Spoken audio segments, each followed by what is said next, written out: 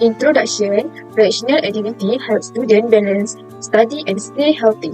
This study looks at what affects student involvement in activities like sport, art, and social events.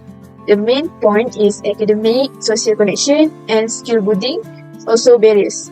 Universities should fix this problem to make activity fun and easy to join. This will help students feel happy and more successful. As you can see at the problem statement here, UiTM campus Arau, many students are not actively participating in recreational activities. They may lack in participation may be due to factors like unawareness of available activities, busy academic schedules, lack of motivation, or personal barriers such as social anxiety or low confidence. So, this study will explore the key factors influencing student participation. The objective of this study is, first one, to compare the average intellectual factor score between male and female students. Number two, to examine the relationship between student part and the mean of intellectual factor. Number three, to investigate the relationship between student part and the mean of social factor. Number four, to analyze the relationship between student part and the mean of qualification mastery factor. And the last one is to analyze the relationship between student part and the mean of attractive factor. Analysis finding for descriptive. From data, 75% are female respondent and 25% are male respondent. From the data collected, most students at UiTM Arau are between 18 to 20 years old, which is 88.3%. The age between 21 to 22 are 8.3%. Plus, 24 and above are 3.3%.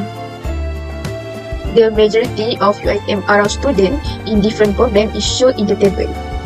With CS 143 a majority because we get 50%.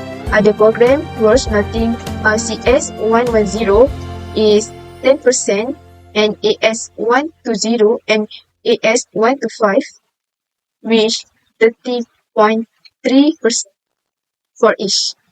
For AC 110, AP 120, AS 245 and LW 224 all have lower percentage.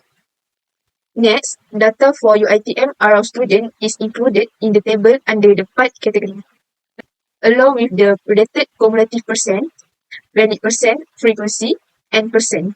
Most students, 71.7%, are in part 5, with lower percentage in part 3, part 1, part 2, and part 4. The independent t-test shows that there is no significant difference in the average intellectual factor between males and females, as the p-value is greater than 0.05. So, any differences in the data are likely due to random chance, not gender.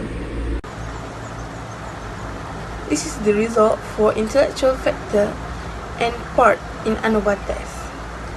The p-value we get is 0.462. The alpha is 0.05. Reject H0 if p-value less than alpha.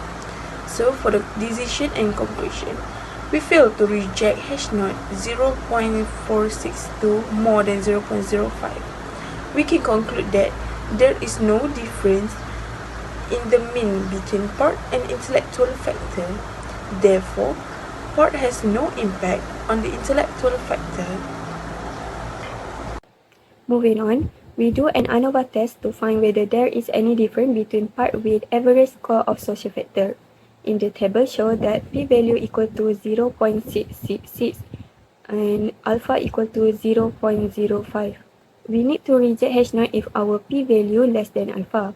So, the conclusion is that we fail to reject H0 since 0.6666 greater than 0.05.